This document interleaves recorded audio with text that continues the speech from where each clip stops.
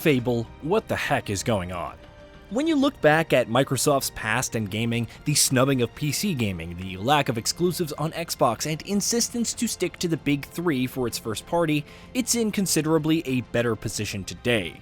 Last year saw the launch of three big titles: Hi-Fi Rush, Forza Motorsport, and Starfield. There was no fourth game, and it certainly wasn't developed by Arcane Austin. Impressions were mixed on the latter two, but they found some supporters. Furthermore, despite 2022 being a lot more woeful in terms of big releases, it still offered well-received titles like Pentiment and Grounded, while continuing to support the likes of Sea of Thieves. However, there's also no denying that in terms of what it promised and the sheer amount of resources that Microsoft has poured into acquisitions and first-party support, it should be doing better. Several first-party titles languish in the background after their initial announcements, including State of Decay 3, Perfect Dark, and Everwild. Perhaps the biggest among these is Playground Games' Fable, a reboot of Lionhead Studios' acclaimed RPG franchise, which has seen some hard times in its latter years. Fable was rumored since 2018, and as unlikely as it seemed, Playground soon posted nearly 200 job listings for the development of an unannounced open-world RPG. Even with a video seemingly leaked in 2019, Microsoft would finally make the announcement at its 2020 Xbox Game Showcase. Fable was, indeed, back, and it was seemingly in good hands.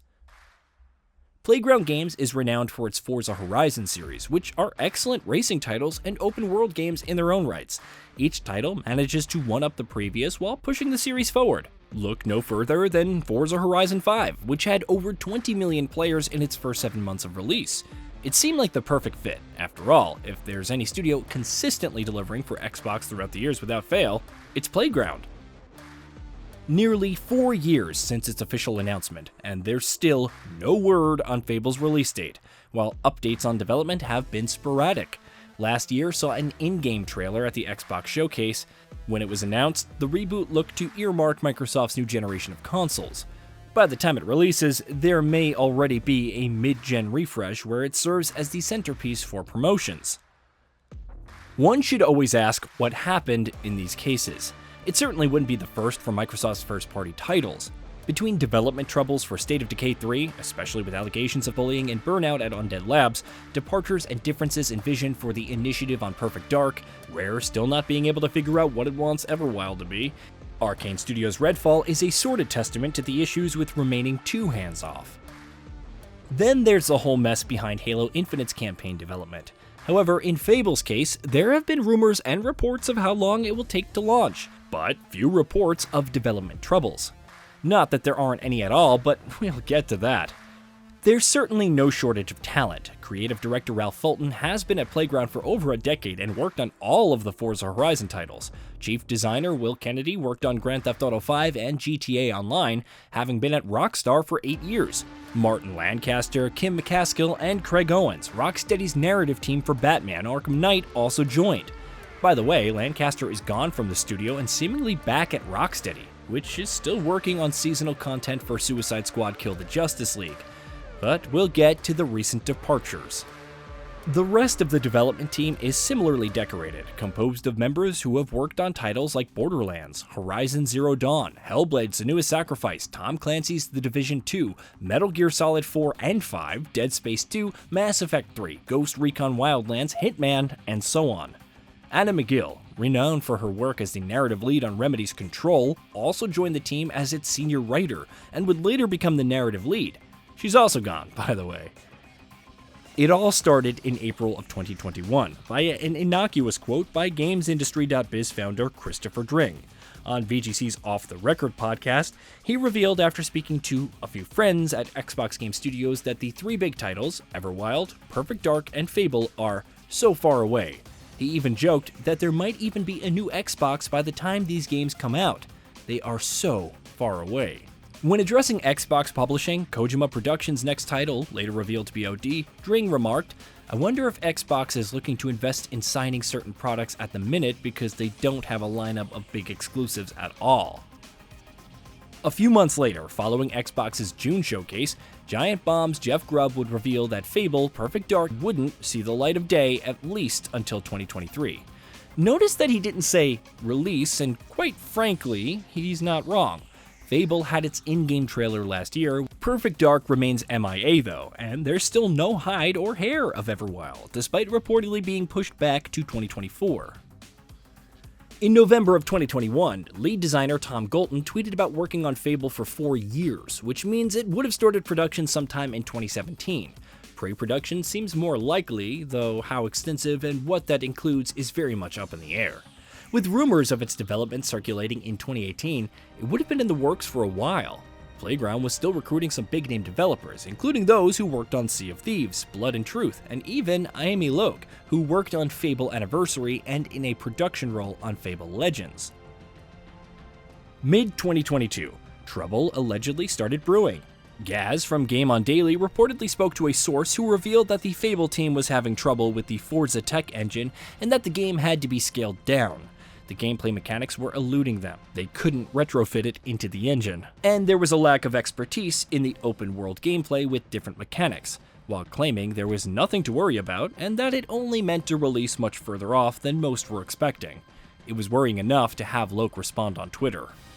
I wanted to clear something up about scoping. It is a normal, necessary, and healthy part of game development. I can guarantee that every single AAA game that you've ever played will have gone through scoping regularly during development. It intends to make sure that the team is focused on one clear vision and can get it made by the time that they have without killing themselves. Games that haven't been scoped correctly often have delays and crunch, both we should be aiming to avoid whenever possible.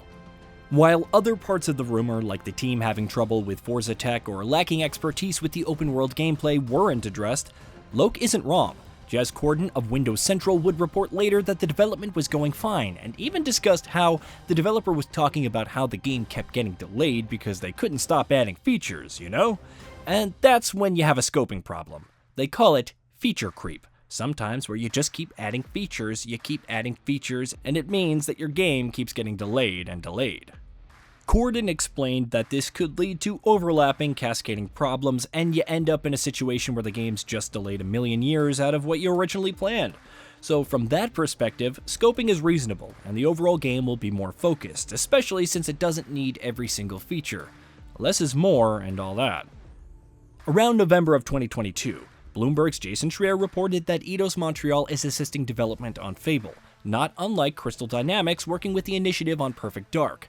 However, more troubling rumors began to surface in December of 2022. Corden revealed that internal politics surrounding the engine that games could use had caused developmental problems for both Fable and Halo Infinite. This is down to Microsoft wanting to rely on its tools instead of relying on Unreal Engine, but the company has policies regarding of how long contractors can work on projects. As a result, staff will leave, and those brought on board must be trained on Microsoft's tools, leading to delays. Things started to look up in February of 2023. Producer Vijay Gill indicated in his LinkedIn profile that he had been preparing and facilitating regular game playthroughs of Fable, so at least the title was in a playable state. Of course, that doesn't mean it's in a state to be shipped. Also, while narrative lead Anna McGill said she couldn't wait to showcase all of the wonderful that we've created. A report from VGC's Jordan Miller indicated that Fable was still miles away, while Senua's Saga Hellblade 2 is closer. The Xbox Game Showcase arrived, and Fable appeared in all of its glory. Afterwards, lead lighting artist Lucas Coells revealed the trailer was completely in-game and captured on an Xbox Series X. Meanwhile, just 2 days later, McGill revealed she was stepping away from her role, noting the time felt right for new challenges. In February of 2024, insider Nate the Hate reported that Fable was targeting a 2025 release, but he received this information sometime the year prior. Whether it's still targeting next year, and when, or plans have changed, leading to even more delays, is unknown. Then of course, we come to the most recent departures from the studio. Along with Lancaster, 4 other developers left the studio, some departing from Maverick Games, formed last year and consisting of former Playground employees, and another heading to Avalanche Studios Group. Some infer that they finished their work and everything is business as usual. It doesn't necessarily mean that Fable is closer to launch, though it may be in the final stretch. While not an exodus of departures to cause worry, Eidos Montreal recently laid off 97 employees and reportedly canceled its new Deus Ex title. Work continues on a new IP, but its status on Fable is unknown. All eyes are on Microsoft now with its next Xbox Game Showcase in June. With Senua's Saga Hellblade 2 launching in May, it can deliver a must-have console exclusive with a superb narrative. Indiana Jones and the Great Circle and Starfield's first expansion are also coming, and it could very well promote these as their big releases for 2024. That leaves plenty of time to prepare for next year, maybe make some big announcements, and finally showcase Fable before its rumored 2025 launch.